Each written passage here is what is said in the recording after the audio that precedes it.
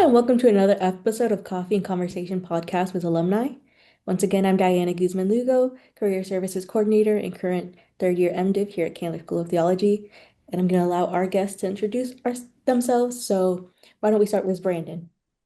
Hello, my name is Brandon Stewart. I am a alumni. I was a 2010 MDiv graduate of the Candler School of Theology, also a Woodruff Scholar while there. Former Air Force Chaplain and now Coast Guard JAG currently. So that's my background currently. And I'm William Smith. You can call me Will. I am the Senior Program Coordinator for Emory University's Department of Women's Gender and Sexuality Studies, and I was an MDiv student at Candler. I graduated in 2024. Well, to start off, Brandon, I don't think a lot of students, including myself before I started Candler, actually know that airport chaplaincy is a thing. So can you describe a little bit more in what it was that you did? Did I say airport or Air Force where it sounded? Air Force chaplain, Air Oh, Force. Air Force. Military, yes. Yes, but I'll break it down. As a military Air Force chaplain, I just transitioned to a new job here in January, end of January. But gosh, I've been stationed in Korea, Turkey, Germany, California, Florida, and this is all within a 10-year career. And so for Candler students to know the education you're getting for an MDiv or because you would need an MDiv. So that's very important. You need an MDiv to be a chaplain and be endorsed by your endorser. But you do a variety of things from working at a hospital, depends on you know, in many branches. I know Army focuses a lot sometimes on hospitals. The Air Force, of course, where you're around the world. You're basically their pastor, their chaplain, their counselor. You do a lot of marriage counseling. You do a lot of just counseling an individual, right? And so we do like a critical crisis counseling where you're not counseling as if you're doing a social work or a therapist type counseling in long term, but critical counseling of people where they may have conflict at home, conflict within themselves, conflict at work. So you're just kind of critically managing that problem to feed it to the next process. But it comes with a lot of travel, depending on where you may live. Every 2 to 3 years, you move to a different location. And just with that, of course, you're pastoring a congregation for certain locations. It could be a big, large congregation, it could be a small one. But you're pretty much a pastor walking around in a little community called a base, military base, that you affect the lives of parents, teachers, individuals, everything that the base entitles. That's fascinating. I'm going to ask you more about that. Okay. But Will, can you tell us a bit more about what you do? Because you actually work at Emory University. I do, yeah. So my main job is the undergraduate program coordinator for the department, and I also facilitated ECS 101, which is a course that's required for all freshmen who come into Emory, and I got to sort of help them be more resourced for their first year at Emory and for their whole career at Emory. So I love working with students, and my job as a program coordinator, I advise all of our majors and minors, so I do get to work with them some there, but I also do event planning, I update our websites, things like that.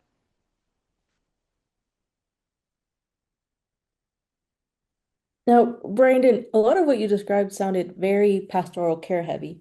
So Mhm. I want to ask, what were the kind of things that you learned during Candler that helped you in that capacity? Because I see why an MDiv is required. Well, I think a big part of that, the MDiv, of course, you're getting your spiritual education, but I think also just theology and as a whole, because I think the biggest part is working with diverse groups of people, and Candler does provide that with different backgrounds. Being a chaplain in today's time, when you're dealing with people, I think about a lot of different seminaries, and I'll say this is that some of the other chaplains they're very limited in their gifts and skills, where sometimes they only understand their denominational aspect, right? Their cultural environment. When you're in the military, you're dealing with everything out of the sun, and it could be black, white, different nationalities, cultures, countries, people from different sexualities, people from different just isms, if I use that Kindle really does provide that background, that educational learning opportunity, but it also gives you the theology to actually understand it so that when you're walking in the room, you can hear someone. It's not the first time you're able to hear someone's background and approaching their needs. So you're doing a lot of pastoral care, as you would say, of they're in a work environment. They're sometimes in a cultural one. I think about when I worked at Turkey, working at NATO or NATO, they would call it, different environments with different countries and different people. So just having a background to understand what is it that their need spiritually that they're trying to meet, or if they're non-spiritual, they could be atheists, right? But what is it culturally that maybe they're just trying to have a better lifestyle, right? And you may apply that spiritual gift that you have without explicitly saying it, but you're bringing those skills together to basically help people in their lifestyles to be able to live, function, and cope through what it is that they may be dealing with. So I think really with Candler, it did give that background, that approach, especially with Candler's unique programs. At the time, I went on a Mets program where I traveled to the Middle East one summer, or the Methodism conference where we went to the Bahamas, just traveling in culture and people formations, spiritual formation to really understand people's background and how they want to live better spiritually and what they feel their purpose is.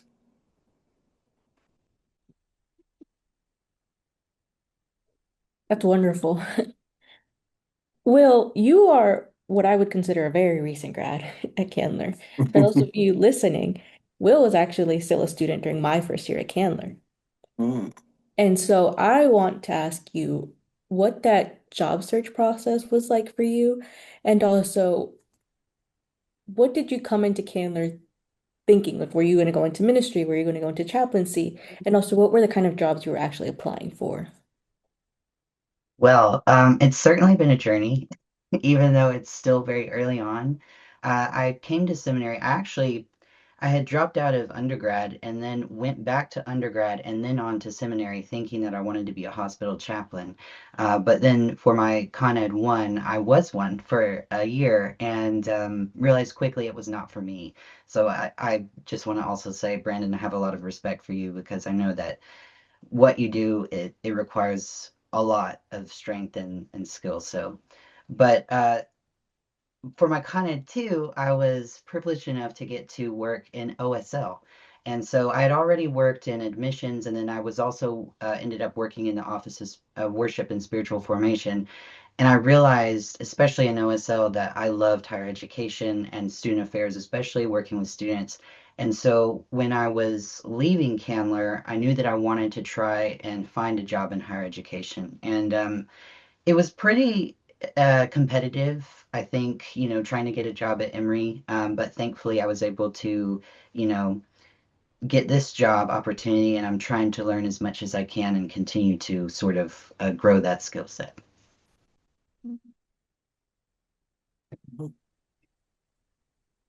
Brandon, you just mentioned the Mets trip. I also see that one of the activities that you said really helped your formation was the Interface Worker Justice Internship. Um, so Mhm. I was one, and also the National Capital Semester of Seminarians in Washington, Mhm. D.C. So I was wondering if you can unpack that a little bit and tell us what that experience was like Ah, for you and what you gained from it. these are great questions. Okay. So as you can tell, I'm excited here in my California morningness. I really think about Candler, what it provided was the opportunity, my first summer of my first year. I did the Interfaith Worker Justice, which was out of Chicago, that partnered me in New Orleans.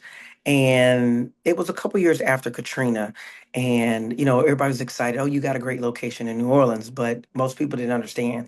Even now to the day, people still have the effects of what Katrina, and I was working with the teachers union.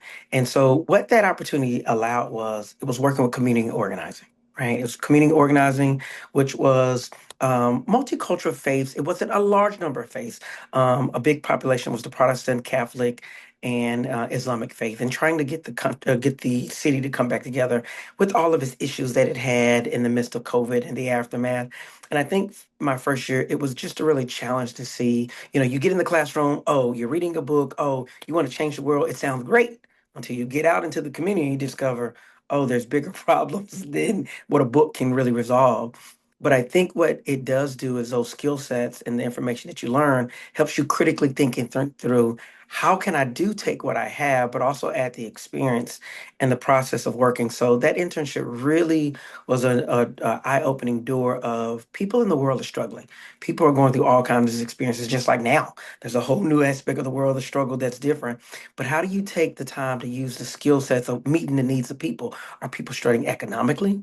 Are they struggling um, from family dynamics? Are people education, whatever that struggle is, and how do you apply what you learn spiritually to what that issue is and bridging them together, but also seeing the different elements of the issues that may be there. So that was that internship that was really a challenge, but it was a good challenge the first year to help me explore like God, what am I doing here? Why do you have me in school? What is the purpose? Because when I came to seminary, I'll never pastor. I'm just coming to get a background in it and move to something else. Yet I spent 10 years in the church, and still, even as a JAG officer, people walk around just thinking I'm a pastor, which is a great thing that I tell people. I'm a pastor, just in a different approach, maybe from a legal side, because I think that skill set is the foundation of who I am. But with the second opportunity with the MET program, where it took me to Israel, Syria, Jordan, Greece, and I'm missing one more, Syria. And I'll never forget, that was the end of my second year. It was just an expression of the archaeological experience, the expression of the culture. There was a group of about 20 of us, I think it was, of lay leaders as well as students, and just having a background approach of understanding, okay, again, God, wait, why am I here? And people even now, like you got to go to visit Syria, where even for the military, it's off limits. But I got to go at a time in my seminary background. But understanding, like right now, what's going on in other countries across the world in the Middle East, how they live, how they view God, their understanding of life and culture. And I think what Candler provided, just those opportunities that a lot of seminaries didn't expose you to. But it really helps you understand now, if you look at our country and our world and where we are, America and the Middle East, they're not the same culture and dynamics, spirituality. Also, my first job out of Candler was working at Sunland United Methodist Church, which was with a former colleague from Candler who invited me to come, and I stayed, of course, and stayed for 2 years when it was a 1 year experience. But understanding, what does youth ministry look like in Korea? What does ministry look like, right? A lot of times our youth ministry or just ministry for youth is based on American culture, sports, extracurricular activities, but maybe in Korea it's based on the educational approach because it's huge there. So really learning what we could take from different cultures, places, how to embed it into our culture in America, but also what could I embed in the Korean culture, but really learning to take pieces from each little part. I like to look at it, all the good that we can take. And so with that formation and my Candler experience, it really left me enriched, empowered. And this another part, I'll stop there. But you come back, when I came to America, when I came back, I was so empowered. It was like, wait, who's going to hire me? What job? What do I do with this? So I'll stop there and kind of leave a pause there. Was a perfect pause because I will ask you to expand on that. But Will, you mentioned coming in thinking hospital chaplaincy was what's coming next. And as someone who worked with you in OSL, but is also your friend, I can deeply affirm that you're well situated in student affairs and it's a perfect fit for you. But what was that like? Because that realization that this isn't the right fit for me, it must have shooken your confidence a little bit. And so, who were the people, what were the things that helped you redirect and find where you were best fitted? Oh yeah. I invested a lot of time, money, resources to get into Candler and to be a Candler. And when I was sort of dealing with that struggle of realizing that everything I had been working on for years of my life was not the direction I wanted to go in anymore, it was pretty rough. And I wondered, was Candler what I needed to be doing? But what really grounded me was honestly my student jobs. You know, I found so much meaning and fulfillment in getting to be with the community in those particular kinds of ways. And I don't have a church background really, unlike a lot of people at Candler. So getting to work with Dean Williams and Rachel and Amy and all of the spiritual directors was so cool and felt like I finally found a place where, I could connect with God and connect with others trying to connect with God in a really new way. I also, was really grounded in the community of Candler being in both admissions with newer students as well as OSL. Um, and I just felt like I really belonged in that sense. And I kind of let that guide me through, as well as the really wonderful classes where, when I was sitting in those classes, I really knew this is what I'm supposed to be doing. This is what I'm called to. So I let the good stuff guide me and kind of just kept hanging on while I was trying to sort out the logistic or practical aspect of it. It's very beautiful. Brandon, you mentioned, well, a lot of the things that you mentioned, especially your experience in your internship, your experience as the Air Force chaplain, it sounds like wonderful, beautiful experiences. So, in the midst of that, how do you decide that it's time for a career shift? And how did you go about that? Because I know a lot of people struggle to see how ministerial skills transfer into other workforce, other careers. Very good question. If I go back to Candler, I remember I was 21 when I entered, so I entered at the first early years. I think you probably could enter 20 or 21 right out of undergrad. And I remember being there with students who were coming in from business school. They were in their 30s and 40s, some were in their 50s, and some were even older. Some coming from being attorneys. And it was just like, why are these people coming back to school, right? I didn't understand. I'm 21, I'm young. And at the time, someone would say, you'll find out when you get older. And in the process, they're saying, "Oh, you need to go get a PhD." I'm done with school. I don't want it anymore, right? And so when I left, it was the mindset: I'm done with school. I'm not doing this anymore. But I think what Candler really did, and I pull it all together, is that Candler gave you so many different approaches. I mean, even as I'm listening to Will, there's so many opportunities that you could do. Like I said, I didn't come in wanting to be a pastor. All of my friends were, right? But yet those skills and things develop in the process. And so as I was developing all those different skill sets, doing opportunities, when I got done with coming back from Korea for the 2 years right after seminary, it always was an aspiration to go to law school. And what helped is while at Candler, I think I took 3 or even 4 law classes while I was there to really get the ball rolling. And so the buzz was already there of, I want to do this, but I do appreciate how God allowed me to really get embedded in ministry. I see some people who have that MDiv, JD aspect and more are geared towards legal. I'm the spiritual side. It's very rare to find someone who's more spiritual but also have a law degree. And so I got my law degree right at the age of 29. I passed my bar right about 30. So now that just turned 41, it's been 10 years in the Air Force and 10 years doing ministry. I don't look at it. A lot of people were saying, oh, so you're leaving ministry. You never leave ministry. Ministry is who you are. It's a calling. It's what you do, which is why I understand people who came from different backgrounds just added ministry as a tool in their tool belt. So I looked at it as having my law degree for 10 years, always using my law degree, analytical thinking skill sets. And so I knew there was a point in my life, and there's questions I think when people come in being at 21, I think the biggest thing that I could even give a student, especially whether you're 30 or 40 at Candler, get all you can get. If you just come to school and you just go home, you're missing out on the opportunity. But I was taking every opportunity, every aspect, because those are the younger years where you have more time to figure out what you do like, and you definitely find out more what you don't like.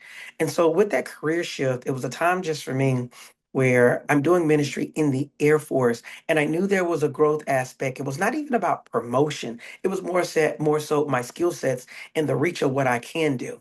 Of course, I don't see myself doing this. Well, you can't do the military forever, but there's different aspirations of things I want to do. Okay, maybe at the 48-year mark, 50-year mark. I love education. I love growing. I do believe for much is given, much is required. Being a Woodruff Scholar in undergrad, being a leadership scholarship and called the emerging leader for my undergrad at the University of Memphis. All these skills were put in me. I don't think God gave me these skills to say, you got all these skills, you got all this education, and go put it on a shelf. The world is struggling right now. And it's struggling not just from countries, it's struggling in our communities, parents, teachers, youth. I don't even want to tell you what youth are going through right now, from their experiences for me 20, 30 years ago being a young person. But having a seminary degree is one of those degrees that give you the skill sets and approaches to really be able to help people. So as I'm seeing it now in our world from a legal standpoint, right, there's a lot of issues going on in the legal community, a lot of issues going on in the military legal community, right? But for me, I wanted to grow. How do I understand now really laws more? Taking the theology, practical theology, and now the legal understanding. I believe that God is informing me to now use these skills now where I'm at this age in my 40s, early 40s, to really grow myself, but also make change in the community. Where I notice when I'm in meetings or things I go to, I come with a loving approach, reconciliation approach, forgiveness approach. That's not how my colleagues come in because they don't have that foundation of the spiritual side. It's they did wrong. We need to make sure they get punished. Do we look at it from our spiritual text, whether it's from the Quran, whether it's from the Protestant Bible, whatever that may be? What does that look like? Forgiveness, reconciliation. And I think learning that from traveling, other cultures may not always see that, right? So, how do we build a country that's trying to grow because we're all making mistakes, all making some kind of failure? And so, as I'm getting older, the maturity and wisdom's kind of kicking in a little bit, right? I'm looking at how does that approach look as now I'm taking my career and knowing that there's a new level of growth and I'm knowing that. So I think a lot of times as students, we see where we are today, but you have to really project what do you want to be 5 years, 10 years from now? Because I know a lot of the colleagues sometimes they do 10, 15 years, then they're going, I don't know what to do anymore. But if you're constantly thinking about where you want to grow and where you want to be and what you want to do, you're constantly able to evolve yourself and where you're going and think about what is it that you want to be doing. So while you're at Candler, you're not looking at your first job. You're also looking at who do you want to be and who you want to be 10, 15, 20 years from now. And how do you put the skills, I like to say again, in the tool belt to be able to get to those places to open up those doors.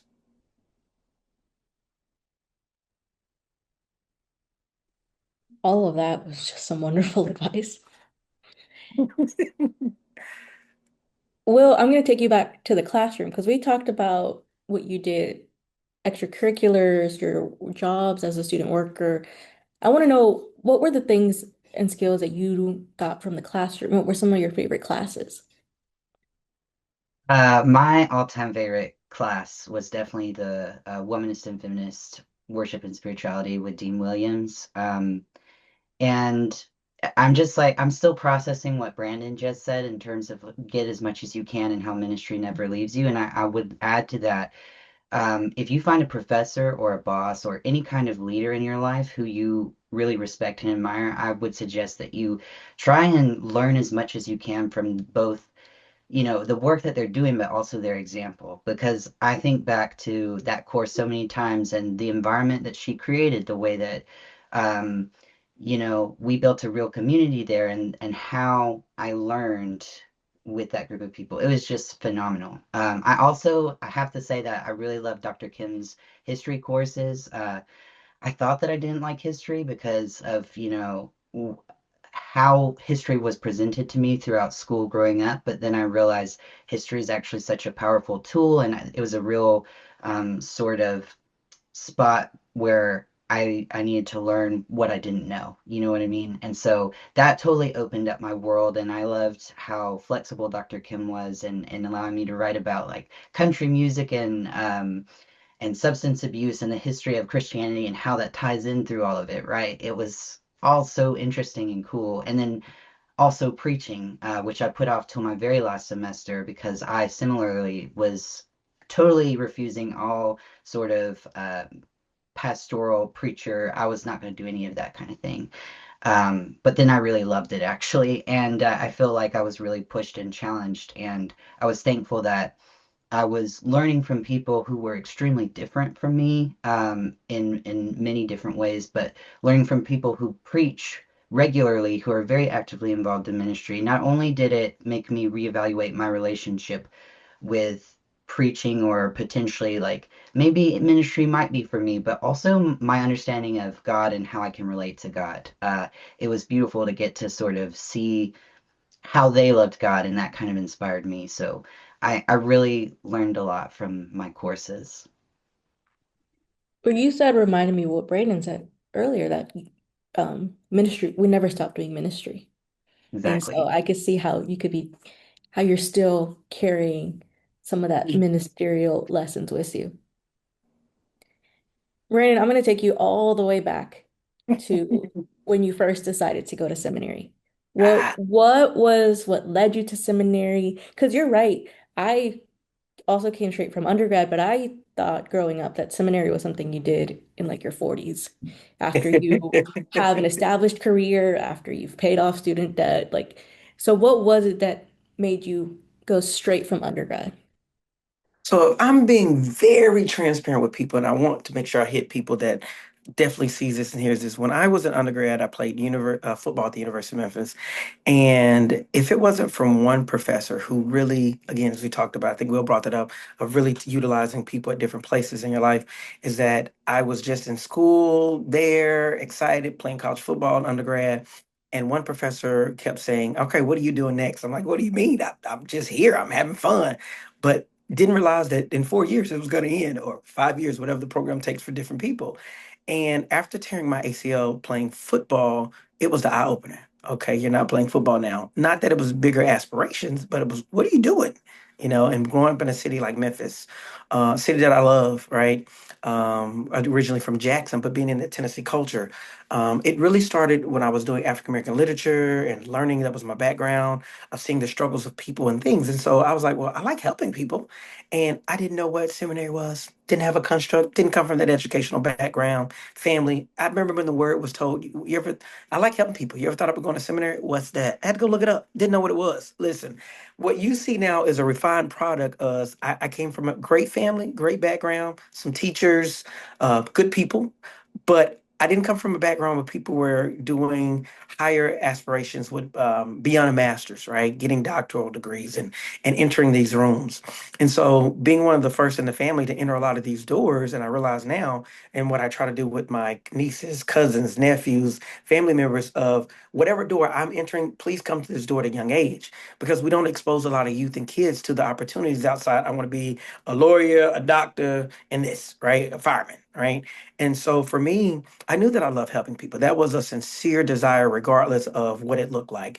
And I knew I always liked helping people because I grew up in the church. Growing up in the church with my family, that was embedded. You wake up and go to church. I don't care what you did on Saturday night. So it was bred that when I got on my own in college, I was going to church, I was growing. So with that, because those skill sets were there from the culture, the dynamics, the family, the experience, what really got me into seminary was okay, what am I looking at for my career? What am I looking at for my life?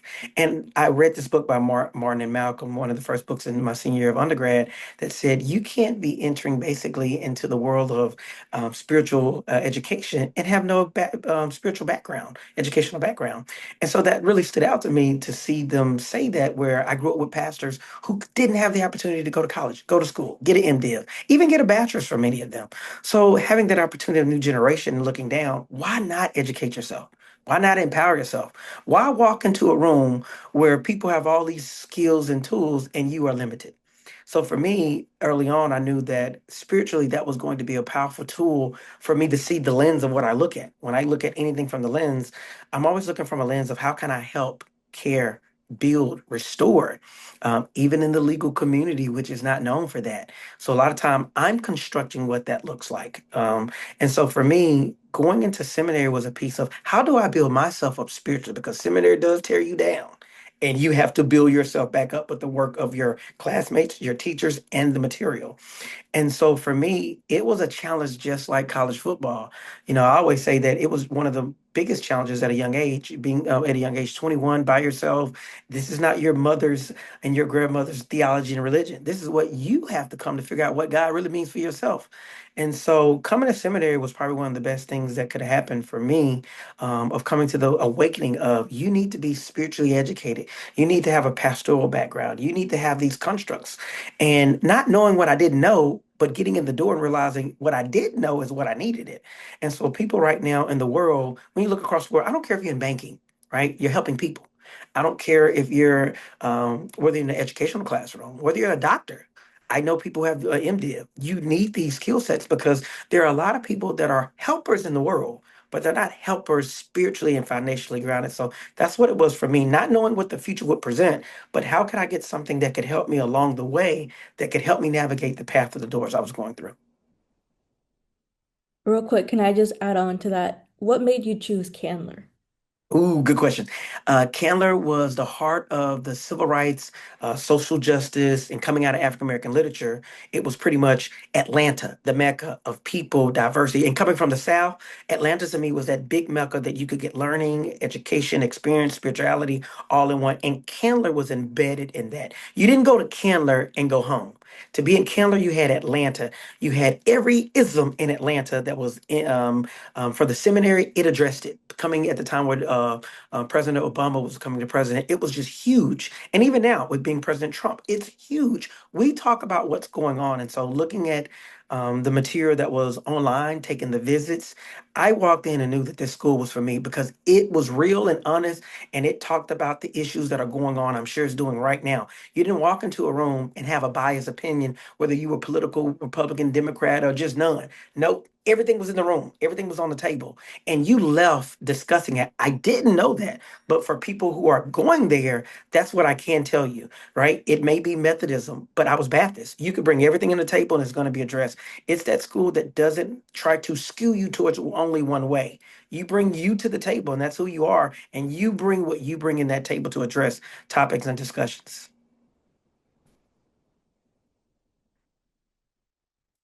Well, I have like a two-parter question for you. Because equally as daunting, it's going back to school um, after you've taken a break. So I want to know what were the things that led you to say, I'm gonna go again. I'm gonna try and I'm gonna get this degree. And also, I also know that you worked in admissions. And so what were one of your what are one of the things that you would also tell a student, a prospective student that makes Candler unique? Ooh, well, I was working at a movie theater, and the person who hired me um, was wearing a cross necklace when she was interviewing me. And I was really nervous about asking to be called by my correct name, being like an openly trans person, and this was a long time ago. So, I kind of was bracing for her to either not hire me or, not respect my name or pronouns. And she was so cool about it, and she was so supportive. And one day she came by and told me that I should really watch this movie. Um, and it was a Christian movie, and I did. And something about that movie really just broke me down and made me realize I really needed to work on my relationship with my faith and do a lot of healing and rebuilding and deconstructing and all of that, because even though I had never been in church really, I still had always been considered myself a Christian and, was raised in a family where we were very much a Christian family. So it's a lot of complicated stuff, but yeah, it was a movie, and sort of that movie coming from a person that had shown me respect and that I trusted, who was very openly a Christian. So and then once I got to UGA and actually started studying religion, I realized I found it really fascinating, both like fulfilling spiritually, but also intellectually. It was a great experience. And then moving on to Candler, I think I always lament when people tell me about their negative experiences with professors, because Candler, especially, one of the most amazing parts of it is the faculty. Um, I just feel like I'm such a better person for having gotten to spend time with them and learn from them. And again, their example, as well as, just the people that I met, like beyond the curriculum, the type of people that you find there, whether it be faculty, staff, or students, I think are people who really care about other people, people who really are invested in making positive progress in the world. And that will look different to each person, but I think that's the anchor that sort of helps us navigate those conversations that Brandon spoke about. Because, I had plenty of conversations with people who didn't understand, why am I at seminary if I'm like, I wasn't raised in the church and I'm trans and all this other stuff. But I feel like we were all coming out of those conversations better. And I felt, um, it was healthy dialogue. Mhm. I want to thank you both personally for being here. You guys have given some wonderful insight. This is our last podcast recording, but I'm so happy that we're ending with two amazing speakers who have given us wonderful insight. But before we leave, I want to give you guys the space. Is there anything you want to say to current Candler students or prospective students about either what they can expect from seminary, what their goal should be during their time here, or maybe that those people who need the final push to say, I think seminary is the next step. I got something. Well, anything? Oh, I'm on mute. No, I'm not on mute. Can you hear me?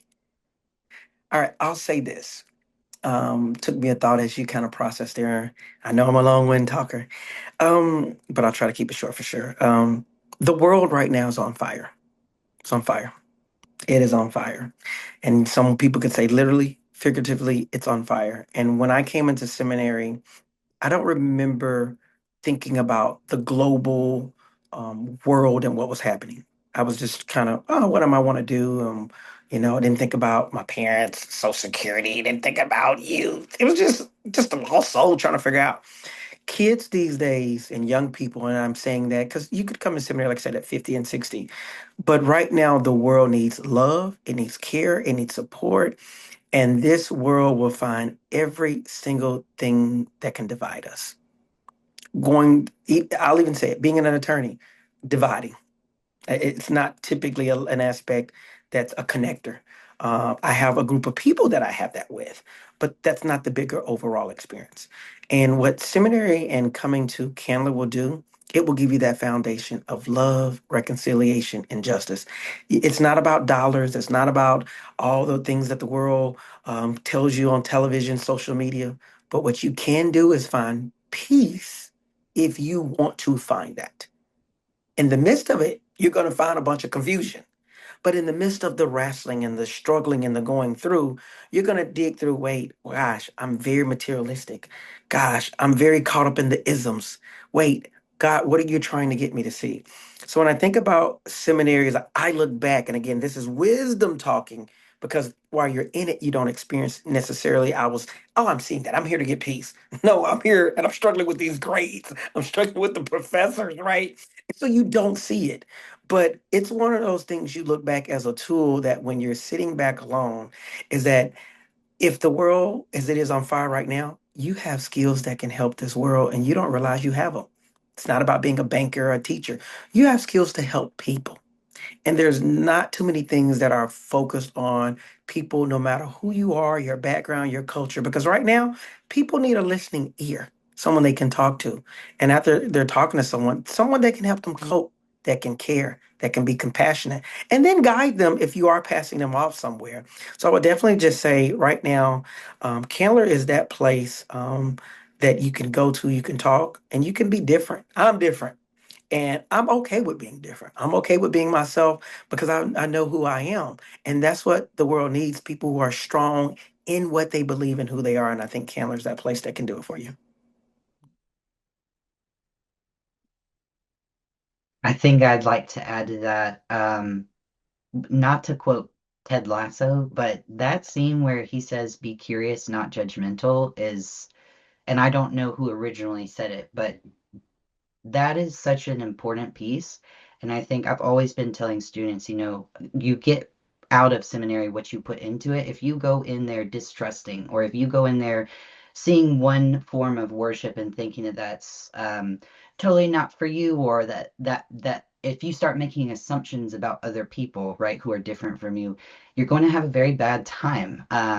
Because what you need is, well, let me rephrase. What I needed was I needed I needed to be humbled. Um, and seminary definitely did that for me. And I'd like to think I went in pretty open-minded, but I was really quickly realizing at Candler how little I knew and how much more I could learn from people, that I wasn't initially probably willing to go into that thinking, I disagree with this, but like, what can I glean from that disagreement? Or, you know, people will surprise you. And I think that you really just have to go in with an open-minded attitude and, try and tone down the ego and assumptions. And I think you can totally transform and be surprised and make friends, lasting friendships, and be influenced by people who will really help you, especially if you're looking for spiritual growth. Um, that can help you tenfold. Well, I'm truly happy and excited that this recording is going to go out because both of you guys said some life-giving and really relevant advice. Thank you. Thank you Yes, both. thank you. That is all for now. Thank you. Goodbye. Bye bye.